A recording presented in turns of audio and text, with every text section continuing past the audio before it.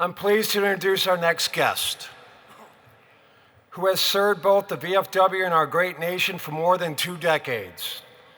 Debra Anderson was elected Quartermaster General for the Veterans of Foreign Wars of the United States on July 27, 2016 at the 117th VFW National Convention in Charlotte, North Carolina, making her the first female veteran to hold the position.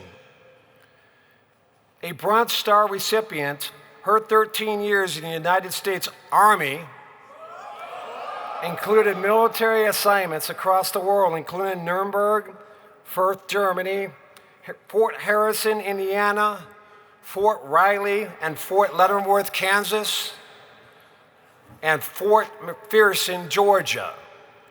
Debra earned her VFW eligibility during her deployment as part of the division headquarters with the 1st Infantry Division, Desert Storm, in December of 1990. She joined VFW Post 7356 in Parkville, Missouri in 2006, where she maintains her Gold Legacy Life membership. She is an All-American Post Commander and has held multiple positions at the post, district, and national levels.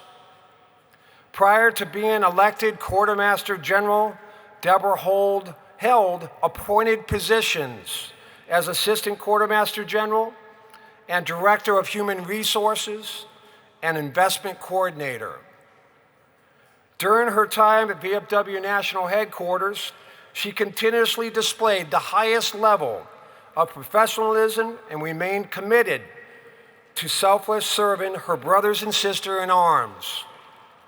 She often spoke on behalf of the VFW and its members, showcasing the VFW's great strides toward diversity and inclusion. Throughout her years of leadership, she faced organized issues with ingenuity and thoughtfulness, while always ensuring the VFW remained true to its mission.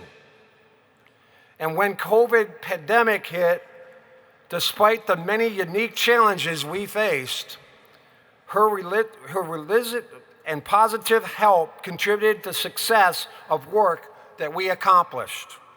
Debra is a true leader, and her genuine kindness and strong work ethic has set the bar high for future leadership.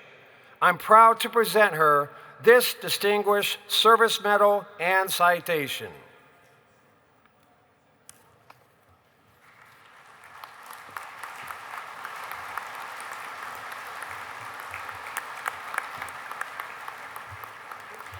Distinguished Service Medal and citation, awarded to Debra Anderson, in lasting appreciation and esteemed recognition of her honorable 12 years of faithful and staunch service to the veterans of foreign wars of the United States, initially as Director of Human Resources and then culminating her illustrious career serving as the VFW's first female Quartermaster General.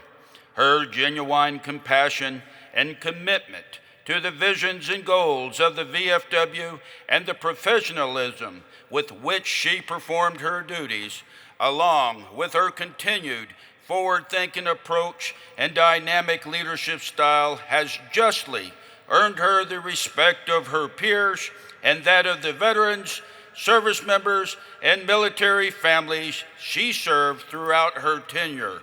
Her loyalty and devotion have left a lasting mark and justly earned her the deepest admiration of the veterans of foreign wars of the United States, in witness whereof we have hereunto set our hands and the official seal of the veterans of foreign wars of the United States this 25th day of July 2023.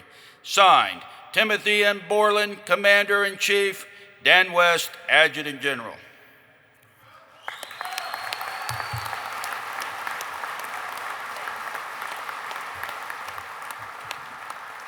Yes, good morning. Yeah, please be seated. Thank you so much for this recognition. I truly appreciate it. I worked over 14 years at our national headquarters in Kansas City, Missouri, the last 5.5 as your Quartermaster General.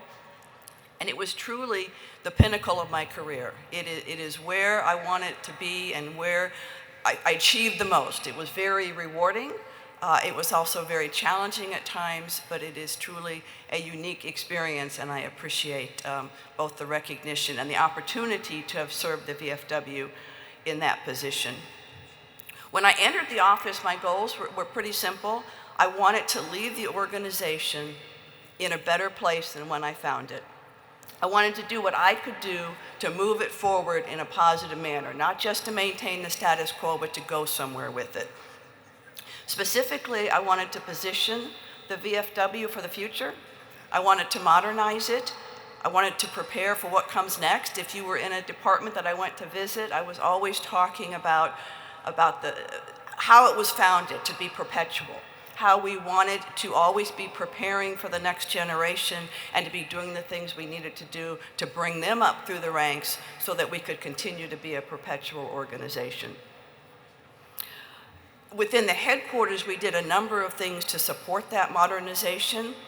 We reinvented the logo to be cleaner and more modern. We focused on new merchandise, customer service. We offered websites to post and departments. And we focused on hiring the best people, veterans when we could, and then treating them right. We also modernized our building with new workspaces and new mechanical systems, always trying to improve the situation both for our members and our employees. And the good news is I've seen that change, and I see some of it right here at National Convention. And it wasn't just me, it was all of our leadership and all of our staff really working to do what we could do to modernize the VFW, to bring in younger members, to bring in women, to diversify, and we see that in the results of the members now that are participating actively in the VFW, and I thank you for that. In addition to modernization, I wanted to continue the high standards set by my predecessors. We really worked to be ethical and fair and honest and transparent in all of our financial dealings, in our budgeting, in our investments, to make sure that we were doing the right thing, that we were managing your money in the best way possible to serve the organization. I really worked on clarity and transparency, particularly with the National Council, so they would know what it was we were doing, what reports they were looking at, and could understand and ask questions. And then we also worked to reduce the us-them mentality, to recognize that we're all veterans and we're all members of the VFW, whether it's post, district, department, or national, whether it's Washington, D.C. or Kansas City. We are all members of the VFW working for the betterment of veterans and the organization, and we did what we could to work together as a team, as one VFW, and not bicker with each other about minor things. So one VFW. And as Commander Borland said, we survived COVID. We learned from it, we became more flexible because of it, but we just kept pushing through. We just kept the organization moving forward so that we could serve our veterans. But I didn't do this alone. I've been surrounded by hardworking, amazing people through this entire journey. I want to first thank the past Quartermaster Generals that I worked with. Larry Maher has been an amazing mentor and friend, as well as Bob Green and Joe Ridgely before his passing. They were all amazing Quartermaster Generals, and I stood on their shoulders. I appreciate all the hardworking and creative employees at the VFW National Headquarters. You've got some really wonderful people working for you there, both in Kansas City and Washington, D.C. In particular, in my job, Jim Lear stands out as being the expert, the wise counsel, and a good friend.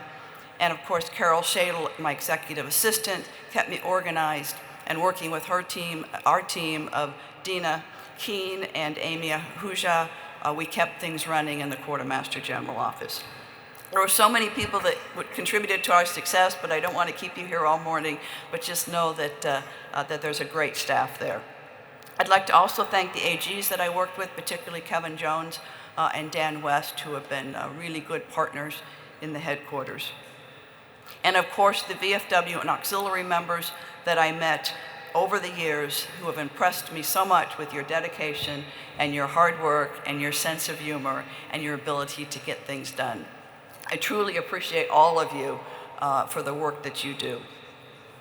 And I wouldn't be done without talking about my family, in particular my husband Steve, who's not here this week, but who's always been a supporter in the background and making sure that I feel supported, and I love him and all of my family.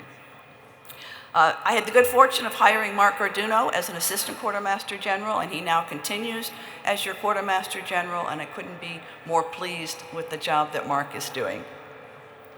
And I want to mention that I'm also a big fan of Carol Whitmore's, and I'm so pleased to be on her staff when she takes command in 2025 as her budget chairman. So you'll continue to see me at council meetings and at conventions in that volunteer role. I want to congratulate Tim Borland on his very successful year, and also Dwayne Sarmiento, Al Liphart, Carol Whitmore, and Tim Peters now on their success so far with the organization and their upcoming elections. I know they will all do a wonderful job. In closing, the VFW still has work to do. We are always moving forward, and I encourage you to continue looking to the future. Look to the future, figure out what the organization needs to look like, and then take that initiative to make things happen. I thank you again for this high honor, for this recognition. I truly appreciate it. Thank you.